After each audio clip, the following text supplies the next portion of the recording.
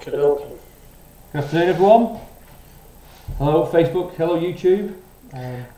Welcome to Friday, start of July, 6 months down, and this weekend it could be coming home. It could be.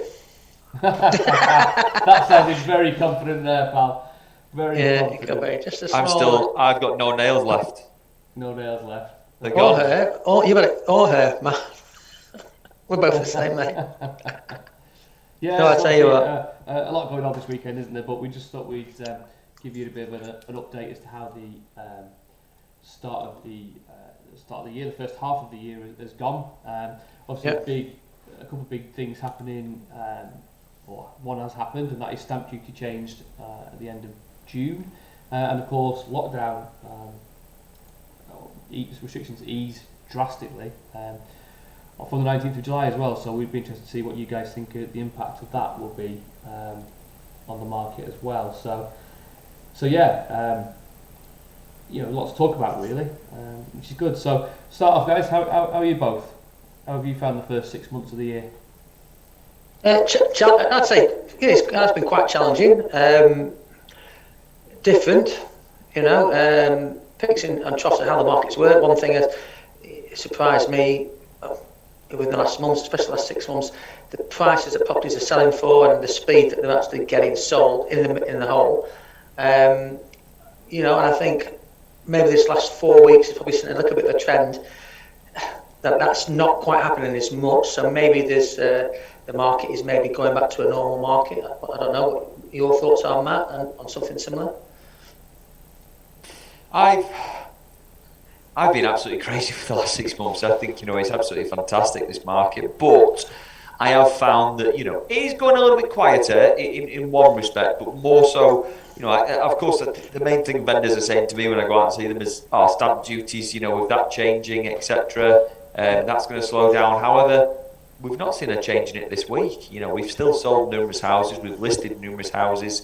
We know that, the situation can change. Obviously, it affects people's funds, but we've just sold another 2 this week that have gone over the asking price. Yeah. So it's not too drastic. I simply think the demand is just still there, and I will say one thing. A viewer commented to me the other day, when I tell you what, it must be great to be an estate agent at the moment. And I said, everyone says that. I tell you what, here's my keys, here's my pen, here's my phone. If you want, I'll swap places with you today. I said it's not as easy as we think, because of course we're not letting a lot of people down at the moment in regards to service. In regards to a lot of people not getting a house, everyone's offering on it, and only one person gets it. That's a big thing, that, isn't it? We've talked about that quite a bit, actually, haven't we? That there's so many people looking at one house. There is a lot of disappointed people there, unfortunately. But one thing that we'll always try and do is to try and find them that house. So if we've got 5 or 6 people after one house and 5 people don't get it, we will actively try as hard as we can to find those 5 people something that they can that they'll like. You just mentioned stamp duty then, Matt. So we may as well start there, to be honest with you, and just talk about the changes that happened. So obviously, I'll just briefly mention that last year in July the government changed it so there was no stamp duty land tax paid on transactions under 500,000. Normally it's 2% from 125,000 to 250, 3% from 250 to 500, but the government stopped that.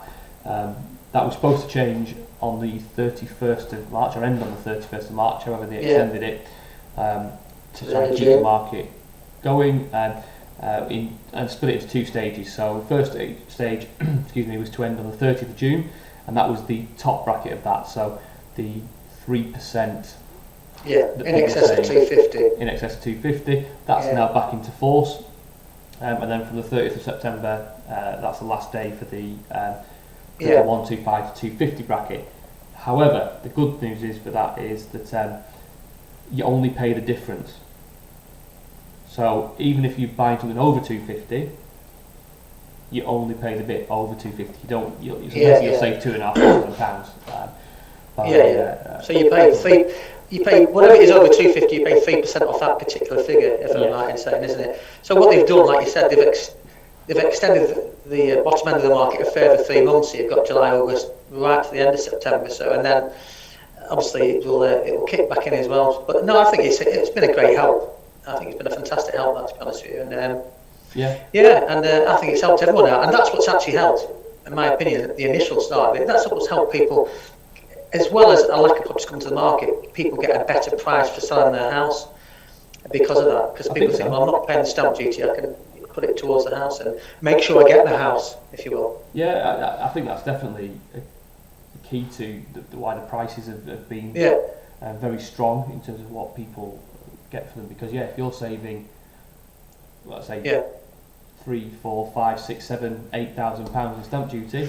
you generally got that in your budget, because that's cash you would have had to have had. It's not like you'd have that bit on a mortgage or anything like that. That's physical cash you would have had to pay the stamp duty. So do you know what though? I think it's good. I think people at the moment quite clearly have got more money now than what they did previously. Is that because they've been unable to go out and spend anything? Is that what you mean? Absolutely. And it can be holidays, it can be cars, it can be anything. I think. Exactly. Tell me how many new cars do you see on the road? No, not many. Probably lease ones. If you see, I'm going to say lease ones, lease ones as well. But no, you are right. I mean, I know what you mean. People are spending money that way, so there's more money to hand. People aren't going abroad. People haven't really been going out, for example, whether it's once a month or every weekend for a meal, because you've not been allowed to. Okay, you can now, but you've still got, at the moment, for another couple of weeks anyway, you've still got the certain restrictions in place. So I do think, and I tell you what, Matt, as well, I think also, and I probably fall into this category a little bit, where I've kind of can't be bothered going out as much anymore. I'm quite happy to, not to be a bore, but I'm quite happy to just think, well, what's the point of going out to the pub? I can sit here, I can chill out, I can relax, easy clothes. A third of the price, probably less than a third of the price, and it's just a damn sight easier. And maybe some people will just stick to that. No, I think for me, and I mean that in all due respect, because of course not everybody has saved money during this period. There's jobs that have gone, and again, however, when speaking to people, the amount of people that I go and value, and they're not actually thinking of moving. What they've done over the past year and a half is they've done loads of renovations to the house. Yeah, I was talking to someone yesterday. I was talking to Kevin about exactly the same. Yeah, that's been the big thing, and obviously we know that contractors are so busy. I think some people have said, I can come and quote for your job, but it'll be about 6 month before I can start it, and all this sort of thing. That's because they're busy. It's welcome. But I was talking to a couple of people the other day, new builds, and 2 different sites I've been talking to, and their dates have been put back, not because the actual guys are busy, because of the materials. Some of them not from this country. They can't get enough stock, and when they do get stock, they're more than double the price than what they would have been paying for it. So if you're a private contractor, like, for example, my brother is a brickie, he's a builder, so he's quoted for doing a job, and let's just say, I don't know, just to easy, let's just say a bag of cement, £10, I don't know how much it is, and all of a sudden, cement's gone, you can't get it anymore, but we've got them in, but unfortunately they're £20 now. And if you're buying 5 extra bags, it's another 50 quid on top of you. Do you know what I'm trying to say? So I think that's had a knock-on effect, and all the building side of it will have a knock-on effect on us selling houses. I think, definitely will. See what happens. Well, it definitely will. It's still, the market is still not having as many houses come to the market as you would have in a normal year. So sales are still hugely buoyant. The record levels still, and they're still going. But properties coming to the market haven't really reached a normal year.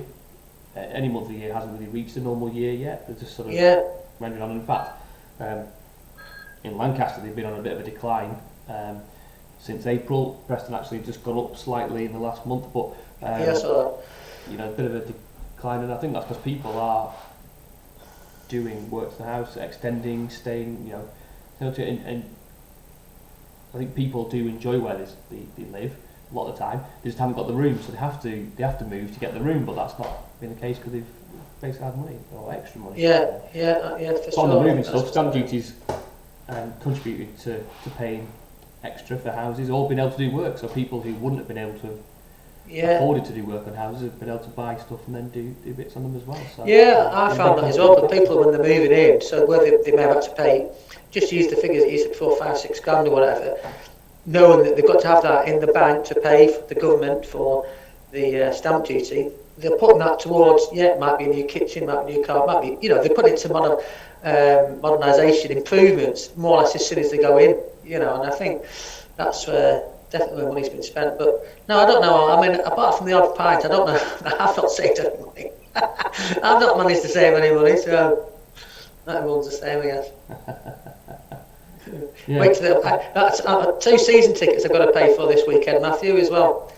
I was going to know whether to do it, but now we can get everyone back into the stadium, so we're going to have full stadiums now. I've decided I will continue the 45-year connection I've had with my football team, our football team. Nice. Very good. Could also buy a Morecambe season ticket, cheapest League One season ticket you can get. Yeah, I think it's £200 for an adult. Well, that's not too bad, is it? No, that's brilliant. So anybody watching that, buy a season ticket at Morecambe as well. £200. Good. Contact Matthew Kitchen. So just thank you for that. Good bit of a chat on stamp duty. But just to sort of summarise where the market's at, just quickly, as I said there, Howard, in Preston, the sales have actually been on a bit of a downward trend since March. Instructions slightly increasing. I think they obviously got to the point where stock was low, so it's sort of starting to rebalance itself. And July has started really strongly for instructions in the area. Lancaster sales are still really dominating. I say Lancaster, the LA postcode, so LA 1, 2, 3 and 4. Sales are still dominating. And actually instructions has been less coming on since April. However, July has started a bit better, which is maybe a sign that July 19th might be a good date, and people are thinking, it's going to open up. So we're much more enthusiastic about potentially moving on there.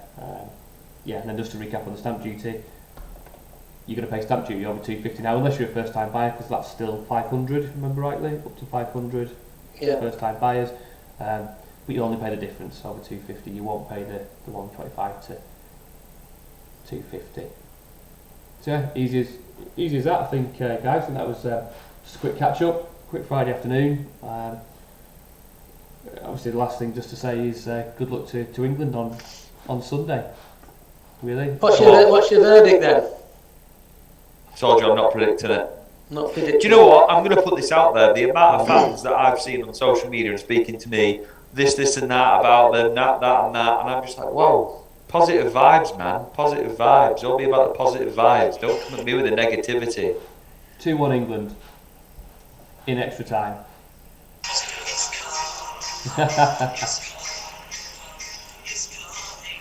Possibly. Maybe. We'll just see what happens. Hey, if you want to see the new rendition of Vindaloo, Will Mellor, if you remember him from 2 pints of lager packet of crisp, was going around London on the semi-final day. So if you check out that new one, it's good. I've seen it. It's quite good actually. Right, it's quite good. It's quite stomping up and down the street. To be honest, Howard, I was expecting you to start singing Southgate, You're the One. You still turn me on. You can. All right, guys. What's going on again?